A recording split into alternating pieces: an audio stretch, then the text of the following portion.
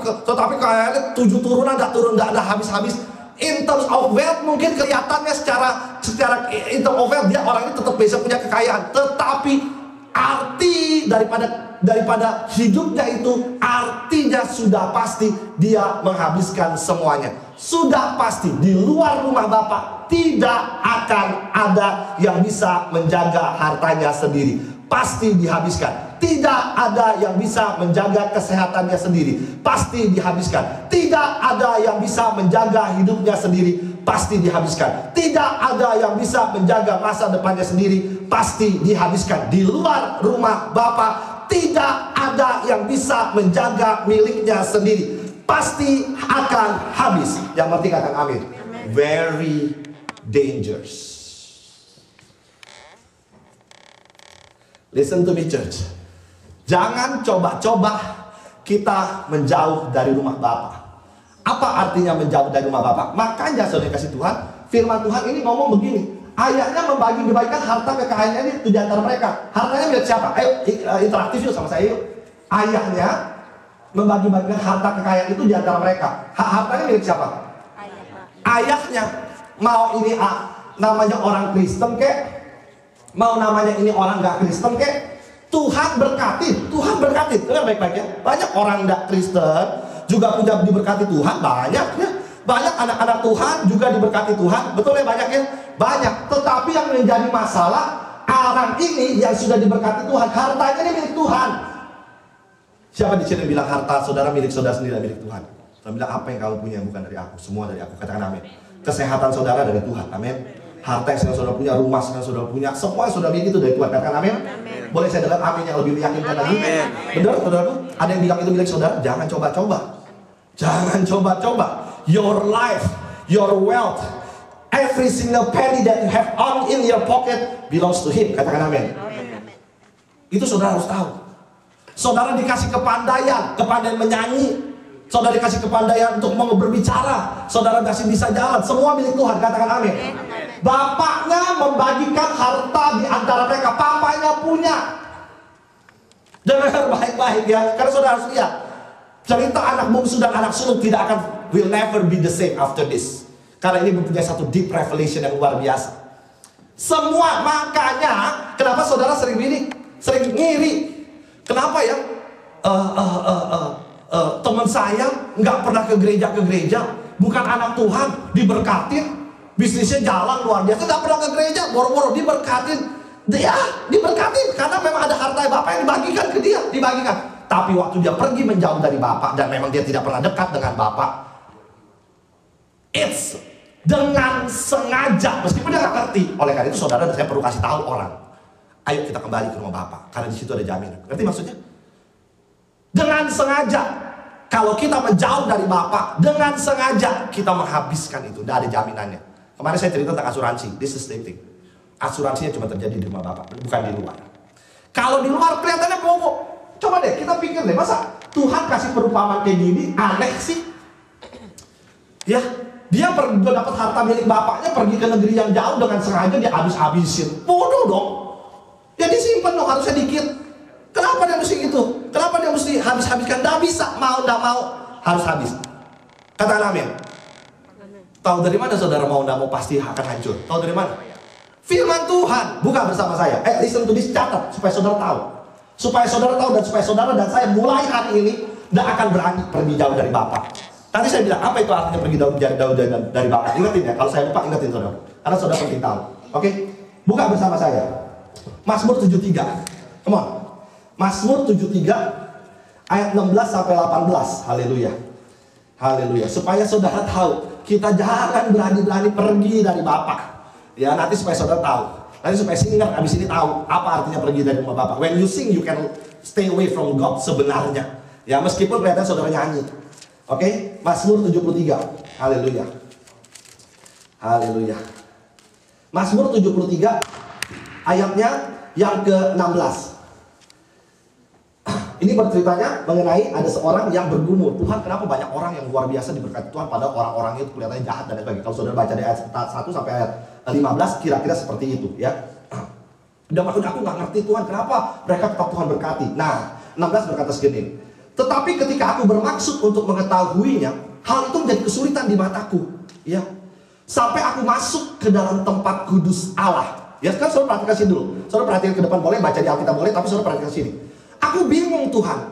Kenapa ya banyak orang yang kelihatannya nggak ikut Tuhan, yang kelihatannya jauh dari Tuhan, tapi diberkati. Aku nggak ngerti. Makanya Mazmur bilang gini, ketika aku bermaksud untuk mengetahuinya, hal itu menjadi kesulitan bagiku. Aku nggak ngerti. Sampai kapan kita bisa ngerti? Sampai aku masuk ke tempat kudus Tuhan dan memperhatikan kesudahan mereka. Perhatikan baik-baik. Sesungguhnya waktu kita di tempat kudus Tuhan, kita memperhatikan nih kesudahan orang-orang fasik. Ini cerita tentang orang-orang fasik. Apa yang terjadi? Sesungguhnya di tempat-tempat licin kau taruh mereka, kau jatuhkan mereka sehingga hancur. Anak bungsu yang telah terima dari berkat dari bapaknya pergi menjauh dari bapaknya, sama dengan nyuruh Tuhan, taruh aku Tuhan di tempat yang licin, jatuhkan aku sampai hancur. So dangerous. Jangan pernah menjauh dari Tuhan. Ada firman yang mengerikan.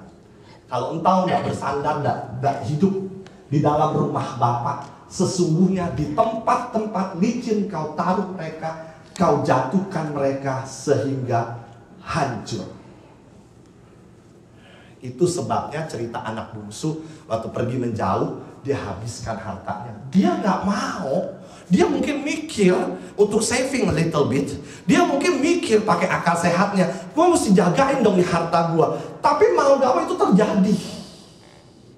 Kecia orang lah, sakit lah, ketipu lah, nggak bisa jagain sendiri. Sebab begitu dia menjauh dari tempat kudus Tuhan, menjauh dari rumah Bapa, artinya dengan sengaja.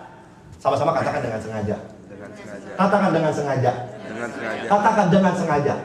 Hari ini saudara dan saya mesti tahu, waktu kita menjauh dari rumah Bapa, dengan sengaja kita minta Tuhan untuk taruh kita di tempat licin untuk jatuhkan sampai hancur. Yang mengerti katakan amin. Hati-hati. Makanya saya bilang ini makanan keras hari ini. There's only two options saudara pulang dari tempat ini. Tuhan, aku mau sama engkau. Dengar ya, di rumah Bapa itu bukan saudara datang ke gereja. Sering kali orang berpikir bahwa pada waktu kita datang ke gereja, pada waktu kita kelihatannya kita aktif, kita melayani, kita aktif, kita tuh pasti berada di dalam rumah Bapa. No. When you sing, kita kelihatannya sedang menyembah Bapa, kita sedang dekat dengan Bapa. No. Di mana pikiranmu saat itu? Pikiranmu, fisikmu bisa sedang menyembah Bapa, fisikmu bisa sedang duduk di kebaktian, sedang ada di tempat ini. Tapi pikiran kita bisa berada di tempat yang sangat jauh dengan Bapa. Ini yang terjadi dengan anak yang hilang. Di tempat jauh itu, kalau saudara cuma lihat, ya, anak yang hilang kita baca. Supaya saudara ngerti. Haleluya.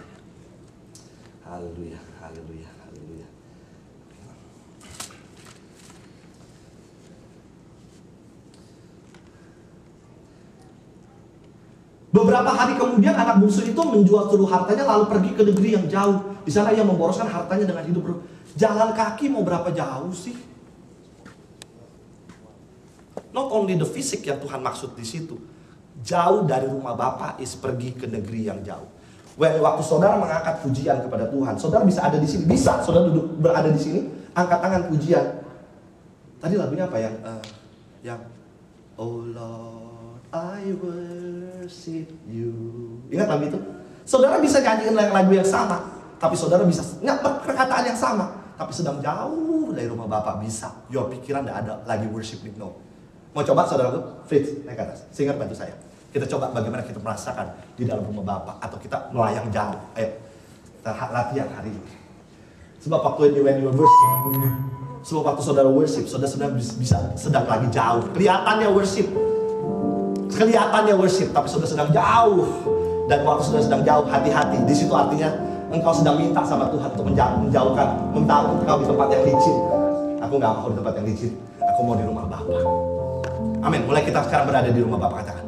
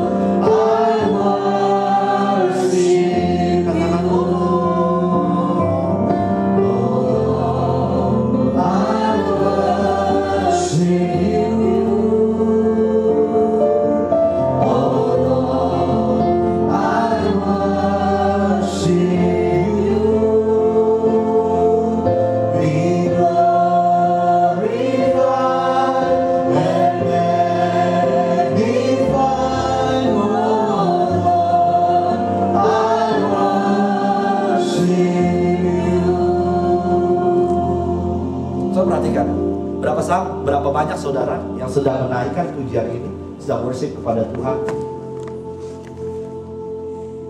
Tadi bukan barusan, tadi ya pertama kali waktu kita lagi praise and worship, pikiran saudara lagi gak ada di situ sebenarnya. Saudara menyanyikan lagu yang sama, saudara menyanyikan kata-kata yang sama, tapi saudara sedang gak worship. Itu saudara berada di negeri yang jauh. Hati-hati, waktu ada di negeri yang jauh, saudara berada di tempat yang licin.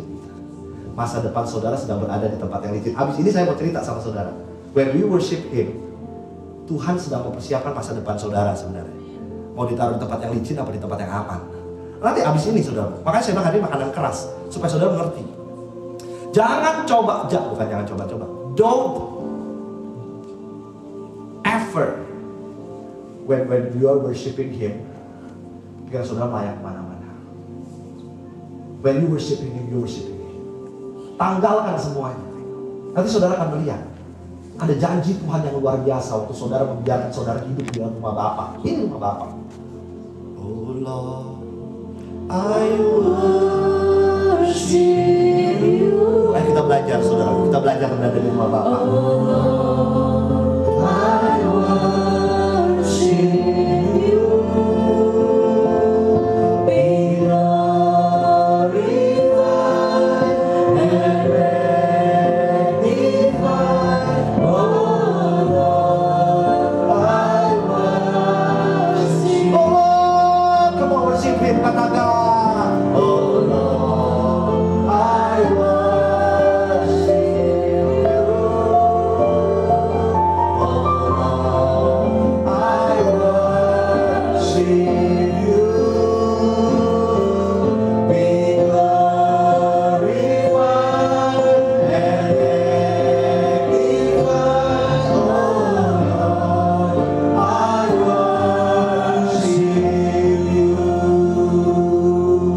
Saudara, membiarkan kita berada di rumah Bapa, tidak keluar jauh.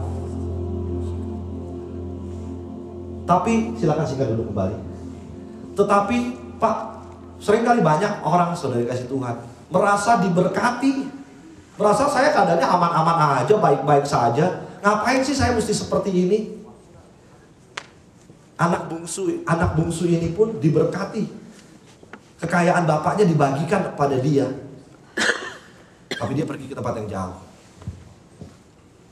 Seringkali waktu kita sedang berada di dalam berkat Tuhan, kita tidak sengaja saudaraku, kita tidak ngerti.